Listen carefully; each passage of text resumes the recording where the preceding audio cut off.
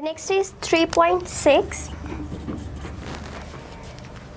Why does a passenger move outward when a bus takes a turn? ठीक है, तो passenger क्यों move करते हैं आउटवर्ड जब के टर्न लिया जाता है? ठीक है, सो जब भी हम टर्न की बात करते हैं, ठीक है, इस तरह से यू टर्न लेने की बात की गई है, टर्न लिया, ठीक है, राउंड अबाउट नहीं कहा, टर्न का बस मूव करके टर्न अराउंड करिए, ठीक है। इस तरह जब भी टर्न में मूव किया जाएगा इट मीन्स कि ये एक सर्कुलर पाथ की तरह ही होता है, तो हमें यहाँ पे सेंट्रीपिटल फोर्स रिक्वायर होगी, ठीक है। अब सेंट्रीपिटल फोर्स की रिएक्शनल फोर्स क्या होती है? सेंट्रीफ्यूगल फोर्स, ठीक है। तो अब सेंट्रीपिटल फोर्स जो है वो बॉडी को या बस को मूव करवा रही है इन अ सर्कुलर पाथ। इसके अगेंस्ट जो सेंट्रीफ्यूगल फोर्स है वो भी तो कहीं ना कहीं अप्लाई हो रही है, ठीक है। और हमारे केस में यहाँ पे है बस, पिछले जितने भी आर्टिकल्स में हमने पढ़ा, हमने इस तरह से पढ़ा कि एक स्ट्रिंग था, ठीक है, और उसके साथ मैस अटैच था। सो जो स्ट्रिंग के अंदर टेंशन थी वो बॉडी को इनवर्ड रहने में हेल्प आउट कर रही थी, ठीक है। सेंट्रीपिटल फोर्स टेंशन के इक्वल थी, जबकि सेंट्रीफ्यूगल फोर्स जो है वो बॉडी पे लग रही थी, ठीक है, बॉडी पे स्ट्रिंग पे लग रही थी जो कि इसको आउटवर्ड मूव करवा रही थी, और इन दोनों के बैलेंसिंग की वजह से बॉडी जो है एक सर्कुलर पाथ में मूव कर रही थी। Same is the case hair, but यहाँ पे चूंकि स्ट्रिंग नहीं है, ठीक है, यहाँ पे सेंट्रीपिटल फोर्स प्रोवाइड की जा रही है बस को, बट जो बस के अंदर पैसेंजर्स बैठे हैं उन्हें सेंट्रीफ्यूगल फोर्स का सामना करना पड़ रहा है, एंड सेंट्रीफ्यूगल फोर्स की आउटवर्ड डायरेक्शन होती है, ठीक है। इसलिए बस के अंदर बैठे हुए जितने भी पैसेंजर्स हैं वो आउटवर्ड मूव करेंगे due to the centrifugal force. So it is the reason कि हमारे पास जो बस के पैसेंजर हैं व्हेन टेकिंग द टर्न, ठीक है, तो वो मूव करेंगे आउटवर्ड। सो इसके स्टेटमेंट में से ही आंसर आ जाएगा कि द पैसेंजर मूव आउटवर्ड, ठीक है। यहाँ से हम स्टार्ट करते हैं। द पैसेंजर्स, सॉरी, पैसेंजर्स के spelling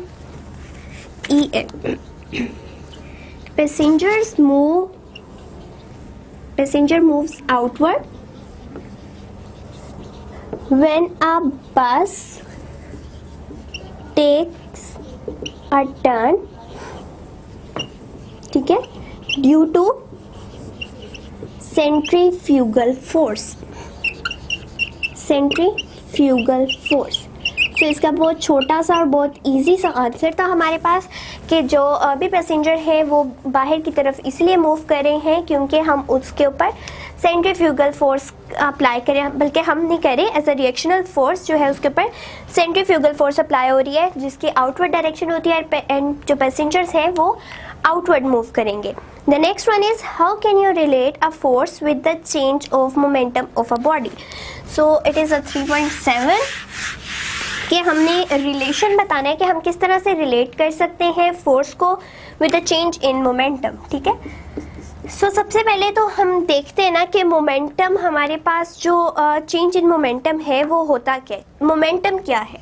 momentum is equals to mv, ठीक है।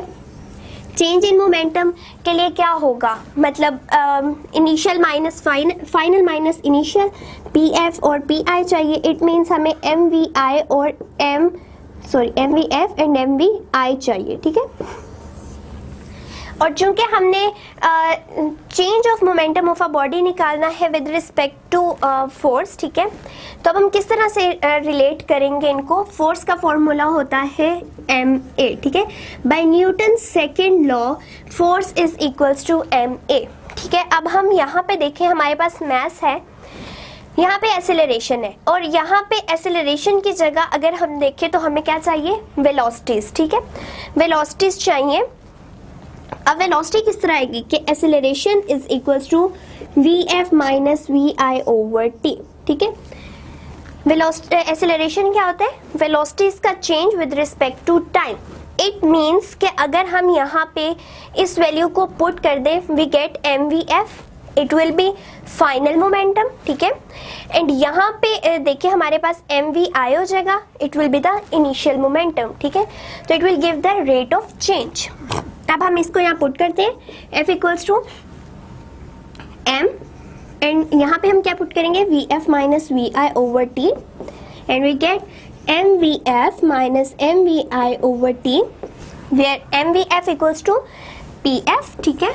यहाँ पे हमारे पास फोर्स है, sorry, pf minus pi over t, where it is called the change in momentum. ठीक है, सो हमारे पास ये रिलेशन आ गया, change in momentum and it is divided by time. So इस तरह से हमने फोर्स को रिलेट कर लिया with the change in momentum. The next one is, what will be the tension in the rope that is pulled from its ends by the two opposite forces of 100 Newton. अब हमारे पास question ये है कि हमारे पास दो ends पे 100 Newton की forces लग रही हैं, तो उस जो रोप है उसमें टेंशन कितनी होगी. 3.8 एक रोप ली है, ठीक है, रोप थोड़ी मोटी होती है, दोनों एंड्स पे जो फोर्सेस लग रही हैं that are of 100 newton and 100 newton and they are in opposite direction and we have just find out the tension. So tension basically होती क्या, इस तरह से आएगी centre points. Tension is equivalent to the force, ठीक है, जो कि फोर्स अप्लाई की जा रही होती है. ठीक है, वो फोर्स हमें प्रोवाइड कर रही होती है टेंशन. तो अगर हमारे केस में 100 न्यूटन की फोर्सेस लग रही हैं on the each side of the rope, ठीक है, then the tension will also equals to the 100 newton. So हमारा आंसर भी यहीं से बन जाता है कि when two forces of 100 newton, when two forces of 100 newton are applied on each side, ठीक है, अप्लाई की जा रही है on each side of rope, then the tension will also be equals to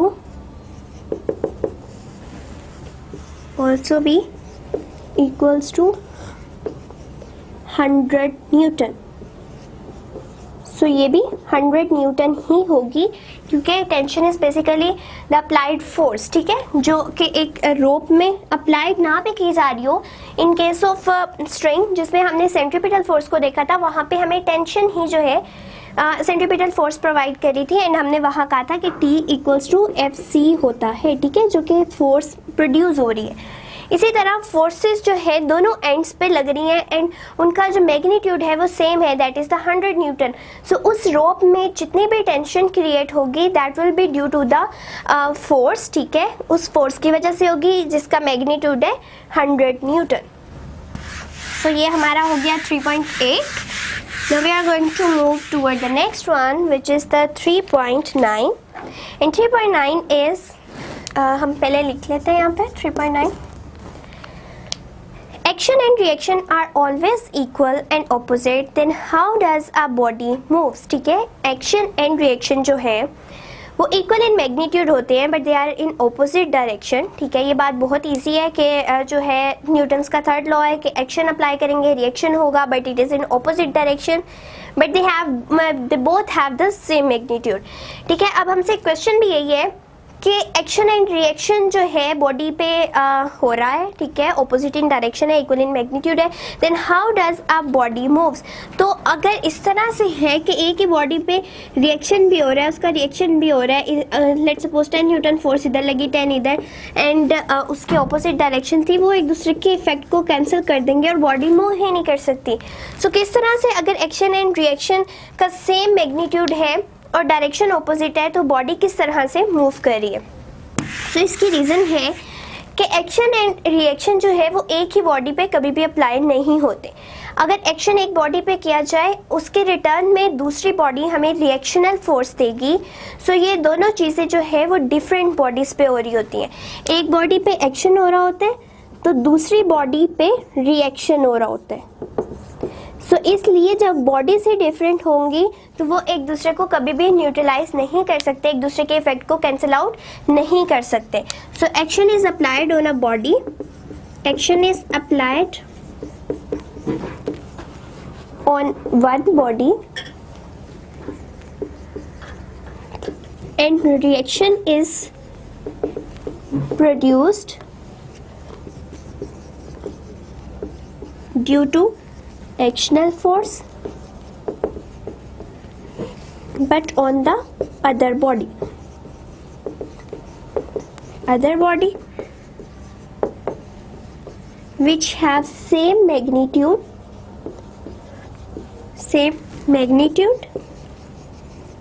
but opposite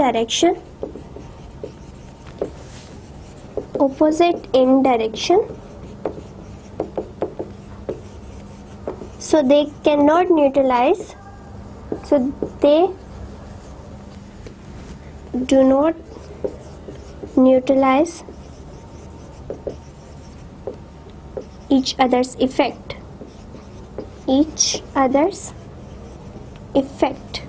So ये एक दूसरे के इफेक्ट को न्यूट्रलाइज नहीं कर सकते, बल्कि अगर एक एक्शन जो है वो एक बॉडी पे हो रहा है तो रिएक्शन जो है वो उस एक्शनल फोर्स की वजह से प्रोड्यूस होगा, but it is on the other body and उसका मैग्नीट्यूड जो है वो सेम रहेगा, but they have the opposite direction. So इसी वजह से वो एक दूसरे के इफेक्ट को कैंसिल आउट नहीं कर सकते एंड बॉडी मूव करती रहती है. The next one is the 3.10.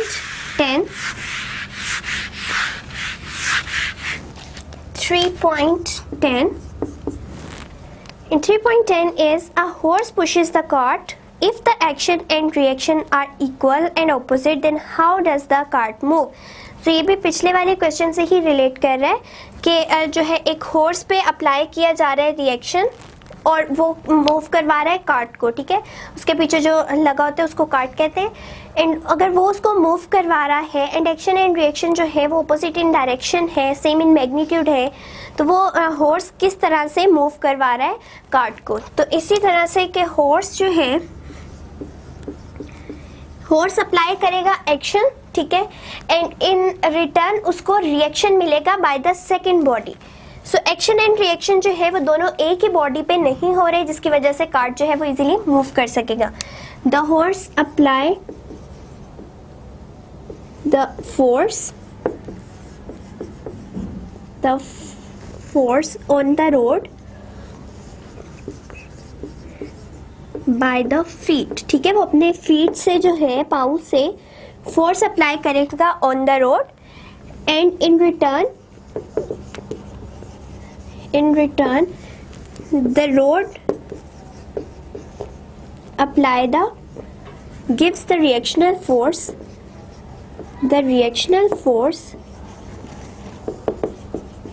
due to which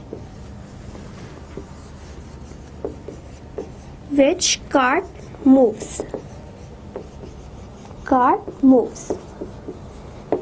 जब अप्लाई की हॉर्स ने अपने फोर्स अप्लाई किया, ठीक है, by the feet on the road, जब उसने रोड के ऊपर फोर्स अप्लाई की तो फोर्स ने इन रिटर्न उसको रिएक्शनल फोर्स प्रोवाइड की, जिसकी वजह से हॉर्स मूव करेगा. एंड जब हॉर्स मूव करेगा तो जो उसके बैक पे कार्ट लगा होगा वो भी उसके साथ मूव करेगा. इसलिए एक्शन एंड रिएक्शन क्योंकि एक ही बॉडी पे नहीं हो रहे, तो हमारे पास जब दो डिफरेंट बॉडीज़ पे काम हो रहा है तो वो एक दूसरे को न्यूट्रलाइज नहीं करेंगे.